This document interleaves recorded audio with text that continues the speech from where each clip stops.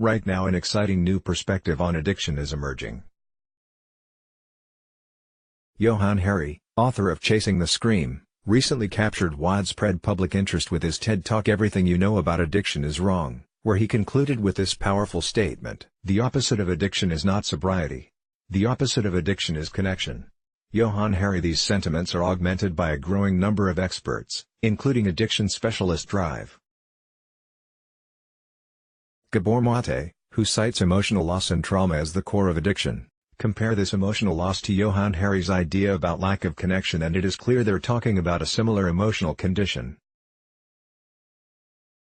Limbic resonance. If connection is the opposite of addiction, then an examination of the neuroscience of human connection is in order. Published in 2000, A General Theory of Love is a collaboration between 3 professors of psychiatry at the University of California in San Francisco. A General Theory of Love reveals that humans require social connection for optimal brain development and that babies cared for in a loving environment are psychological and neurologically immunized by love. When things get difficult in adult life, the neural wiring developed from a love-filled childhood leads to increased emotional resilience in adult life. Conversely, those who grow up in an environment where loving care is unstable or absent are less likely to be resilient in the face of emotional distress. How does this relate to addiction? Gabor Mate observes an extremely high rate of childhood trauma and the addicts he works with, and trauma is the extreme opposite of growing up in a consistently safe and loving environment. He asserts that it is extremely common for people with addictions to have a reduced capacity for dealing with emotional distress, hence an increased risk of drug dependence. Humans require social connection. How our ability to connect is impaired by trauma. Trauma is well known to cause interruption to healthy neural wiring in both the developing and mature brain. A deeper issue here is that people who have suffered trauma, particularly children, can be left with an underlying sense that the world is no longer safe, or that people can no longer be trusted.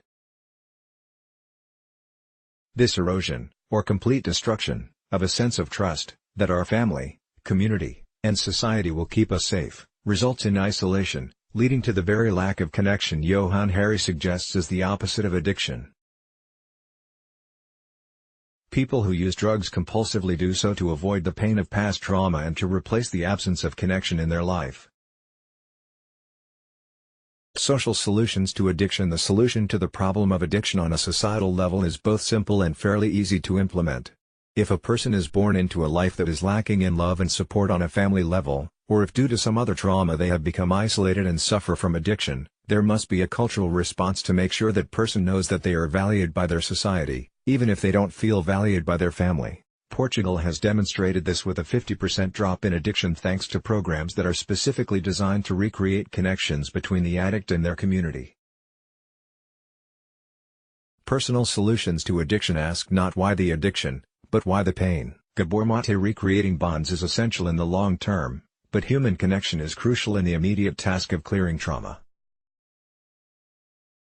When a person decides to finally face and feel the pain that they may have been avoiding for years or decades, the first steps cannot be done alone.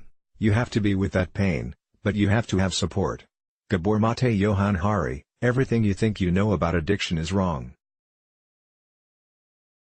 This support is essentially the reintroduction of the care and support which is so important in creating the neural structure of emotional resilience in early life. By doing so, we begin to replace what was missing, and thanks to the revelations of neuroplasticity we now know that you can, in fact, teach an old dog new tricks. Neural rewiring is possible in adult life. Though it is essential for addicts to feel supported in order to finally face and feel the pain they have been trying to avoid, this is ultimately an inner journey that must be taken by the individual. Whatever you do, don't try and escape from your pain, but be with it. Because the attempt to escape from pain creates more pain. The Tibetan Book of Living and Dying. The roots of healing. When we are young, our parents care for us until we are able to do it for ourselves. After all, they won't be there to do it for us forever. Perhaps on an emotional level, this is also true. Our parents love us so that we may learn to do it for ourselves. The programs in Portugal have demonstrated that addicts do remarkably well when they feel valued by their community. Whether they realize it or not, the Portuguese are creating positive limbic modeling by valuing the addicts so they can learn to value themselves. When people are there to provide loving support for an addict wishing to face the emotional pain they carry, they are loving them and caring for them until they can learn to love themselves. With this in mind, perhaps the neural wiring of emotional resilience developed through the loving reflection of another, once developed, could simply be called self-love. Let's block ads. Why?